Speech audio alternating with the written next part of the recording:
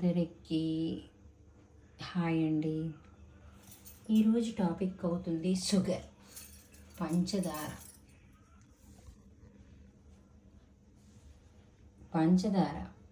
అయితే పంచదార ఎందుకు, పంచదార గురించి, షుగర్ గురించి the World Health Organization WHO and the dietary guidelines America వారు ఏం చెప్పారంటే, ఒక రోజుకి 10 క్యాలరీస్ ఎక్కువ షుగర్కి సంబంధించింది మనం తినకూడదు. అడల్ట్ అయితే 30 గ్రాముల షుగర్ తినాలి. అవి రఫ్లీ 7 క్యూబ్స్ అవుతాయంట, 7 చిన్న చిన్న పంచదార ముక్కలు. పిల్లలు 7 నుంచి 10, అంతకుండా ఎక్కువ తినకూడదు. మరి 4 నుంచి 6 సంవత్సరాల వాళ్ళు 19 గ్రాములు మాత్రమే తినాలి. ఇది వరల్డ్ హెల్త్ ఆర్గనైజేషన్ చెప్పింది.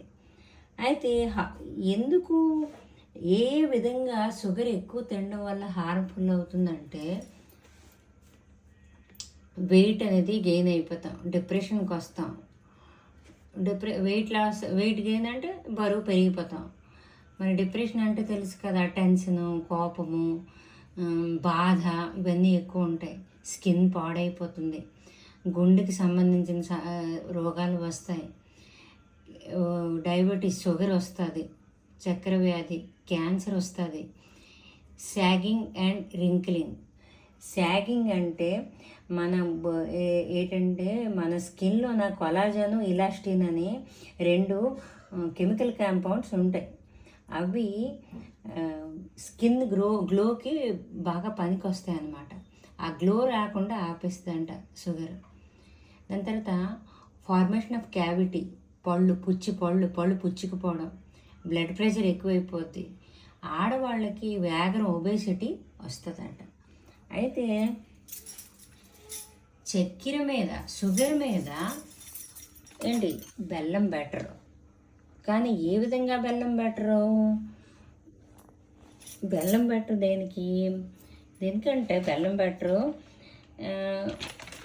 ఇందులో కొంచెం ఏదంటే విటమిన్స్, మినరల్స్ కొంచెం మంచిగా ఉంటాయి కాబట్టి బెల్లం బెటర్ అన్నమాట. మనకి హెల్దియర్ కూడా.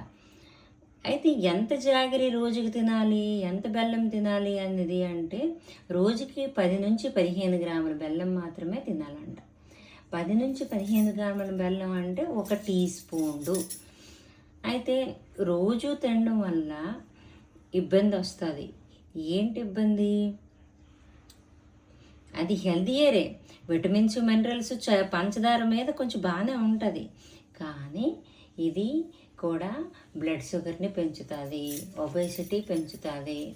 మరి హీట్, వేడి, బై నేచర్ ఇది వేడి అంట, ఎఫెక్ట్ అంట, డైజెషన్కి ఎఫెక్ట్ అంట.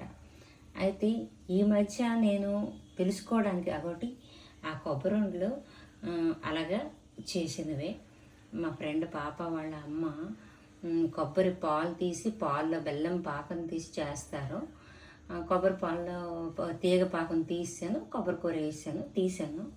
అవి ఉన్నాయి, పోనీ తిందాం అనుకొని తిన్నాను. నేను తెలుసుకోవాలని కూడా నాకు ఈ యొక్క హీట్ అరగపోవడం అయింది, జ్వరం వచ్చింది. మరి ఒబేసిటీ అవన్నీ అంటే లాంగ్ రన్లో అవుతాయి, నాకు అది అవ్వలేదు. దాని తర్వాత నేను చేసేవాల్సిన రెమెడీస్ నేను చేశాను. ఈ రెండిటి మీద అవుతుంది ఇది.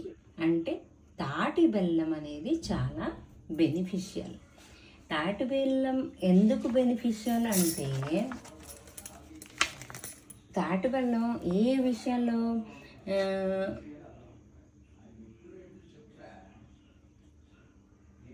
తాటి బెల్లం తాలూకా ప్రయోజనాలు నేను మీకు నెక్స్ట్ వీడియోలో చెప్తాను.